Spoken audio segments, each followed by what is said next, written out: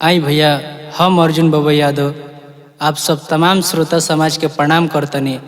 और ये बोल बम के पावन महीना में देखी एगो अग्निवीर योद्धा अपन दिल के दर्द कैसे भोले बाबा से सुनावत रहे और कौना भाव में सुनावत रहे, आई सुनल जाओ।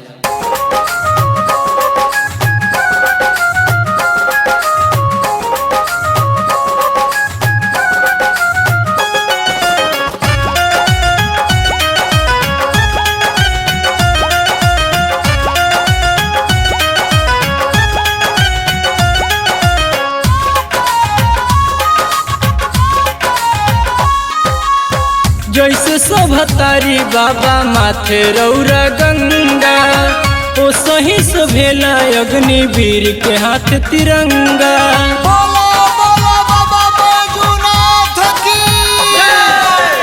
जैसे शोभतारी बाबा माथे रौरा गंगा, ओ सही शोभेला अग्निवीर के हाथ तिरंगा। देश के पुकार सुनली बात ना बाटे फरजी, देश के पुकार सुनली बात ना बाटे फरजी। देह पर चढ़ा दी बाबा वरदी, अतने बाटे अरजी हो।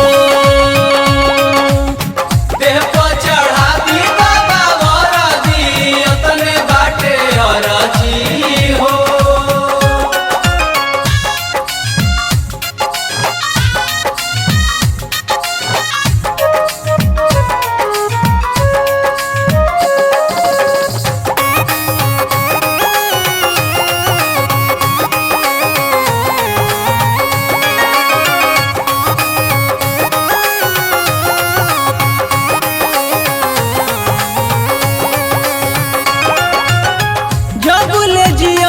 करब भारत माँ के सेवा, बॉर्डर पर गूंजत रही हर हर महादेवा।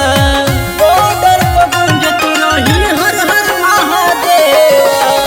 जब ले जियब करब भारत माँ के सेवा, बॉर्डर पर गूंजत रही हर हर महादेवा।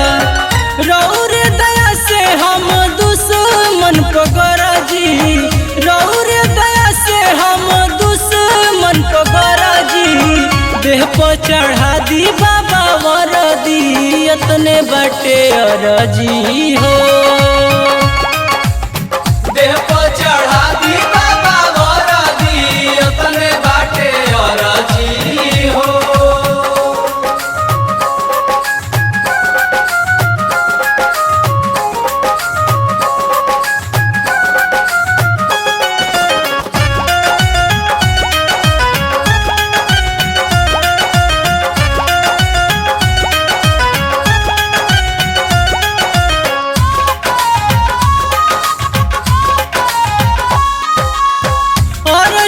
सपना को साकार हो, दुश्मन के सीना हमनी दे हब जाफार हो।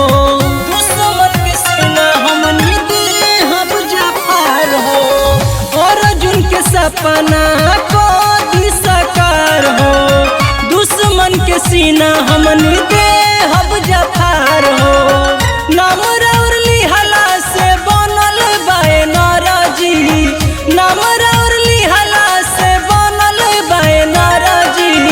देह पर चढ़ा दी बाबा वरदी, अतने बटे अरजी हो।